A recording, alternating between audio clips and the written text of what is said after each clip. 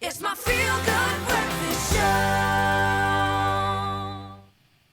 Welcome back. It's your feel-good breakfast show, Expresso, and you're just in time because we are continuing our health discussion this morning. Medical doctor and public health medicine specialist, Dr. Karen Begg. She is with us this morning as she's answering all of our questions and your questions around the coronavirus vaccine in South Africa.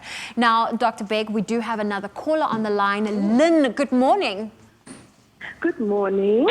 What is your comment or question for Dr. Begg? Yes, I would like to ask Dr. Begg, why is it that South Africa didn't vaccine any healthcare professionals over the Easter weekend? If you check the other countries over the world, they all vaccinated. America vaccinated over the Easter weekend in one day 4 million people. South Africa basically just did not vaccine. The numbers still the same since Thursday evening, and this morning when I checked, it's still the same. So that's basically my question. Okay. Thank you very much, Lynn from Johannesburg. You'll listen for the answer on your TV screen there. Doctor, what's the reason? So, as I explained earlier, we've been under the Sisonke protocol. So we've been under this extended trial while we've been waiting for the SAHPRA, our regulator, approval for emergency use of the Johnson & Johnson vaccine. And so we haven't had quite the numbers of actual vaccines yet to be able to do it at mass scale. And so the vaccinations over the weekends and over public holidays like the Easter weekend have therefore not been worthwhile because we haven't had the numbers of vaccines. But hopefully soon, as soon as we start getting big deliveries of vaccines, we'll be vaccinating 7 days a week.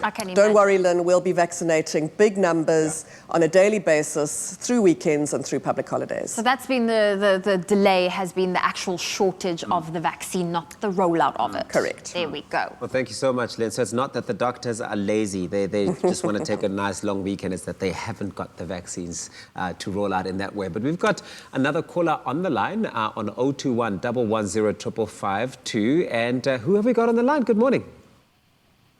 Morning. It's Kiara speaking. Yeah, I have a question for the...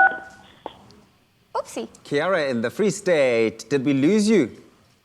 No, I'm there you still are. here. What's your question for the doctor? I want to know, is the third wave more dangerous than the first and second wave? Very interesting question. That's a great question, and particularly because our first wave, while it appeared to be horrific at the time, the second wave was way more than double our first wave. So it's a really good question. Based on the modelling, we are expecting that the third wave could be as high as the second wave, but we can influence that. All right. So the second wave was higher in part because we had a new variant. Our amazing scientists who are doing the genomic sequencing, we're not seeing any current new variants. So that's really good news. In terms of the timing of the third wave, it's likely to be around about May, June. We're unlikely to be stopping the third wave or halting it or limiting it because of vaccination, because we haven't got enough of the population vaccinated.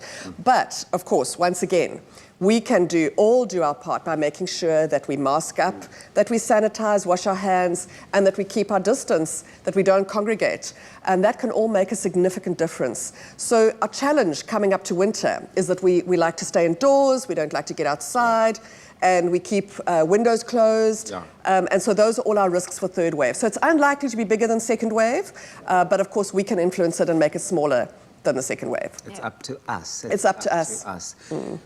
Doctor, it must have been quite the exciting energy and atmosphere in the hospitals to have all those healthcare workers getting their vaccines. What are some of the sort of sentiments that you're picking up from all of those people who've been vaccinated? It is such a relief to know that you have some degree of protection. Yeah. When you are exposed on a daily basis to those who have COVID that you are helping, and many of whom that you don't know have COVID, it is such a relief to know, firstly for yourself, but actually more importantly for those in your own family, that you're not placing them at risk going home to your children, to your elderly loved ones. I can tell you that it's the relief is probably the greatest sense of emotion, and just jubilation. I was there when the day that the president and we all got first vaccinated. So I wasn't vaccinated on that day, but I was there taking pictures, yes, physically distanced. Yes. But boy, we were shouting with absolute delight that there's hope, joy on the horizon. It was just incredible. And the hope is so necessary right now. We have another caller, Dr. Begg. It's Felicity. Good morning. Hi, good morning. What is your comment or question for Dr. Begg? Okay, I've had COVID in a bad way, and in a few days' time, I will be donating plasma for research. And I was wanting to find out, would it be safe for me to take the vaccine while, going through the process of donating plasma? Great questions. So for those of you who are at home and don't know what the donating of the plasma means, is that Felicity is doing a fantastic job for science in that she's donating a little bit of blood, and the plasma is the part that then takes away the red blood cells. And so it's that component that has the antibodies in it. And so we use the plasma to then look at how the antibodies react, and we test it against vaccines and do all sorts of wonderful things in the laboratory to test that. And Felicity, what we do know is that it's really important for those who've had COVID to still have the vaccine, because we know that the immune response from those who've had severe COVID is better than those who've had mild COVID. That's the one thing. The second thing is that we know that the immune response thus far, because of course research is still quite short, we're only 15 months into our research about COVID, is that the immune response based on the vaccination is much better than is much stronger than the immune response after you've had COVID. So Felicity, one thing just to be aware of is that you may well have a reaction to your vaccine, which is of course your body doing the right thing and developing an immune response. But you may well have flu-like symptoms and severe temperatures when you get your vaccine, but absolutely no problem. Donating plasma is a very minor procedure and will not in any way hamper your ability to receive the vaccine. More importantly is that anybody who's had COVID should also be getting the vaccine. Thank you so much, Doctor. That is fantastic. Felicity, hopefully that answers you, and you can go ahead and do what you need to do. More information on the coronavirus on www.sacoronavirus.co.za. Dr. Karen Begg, thank you very much for joining us this morning. You've been fantastic. It's an absolute pleasure. And please, mask up, wash your hands, keep your distance.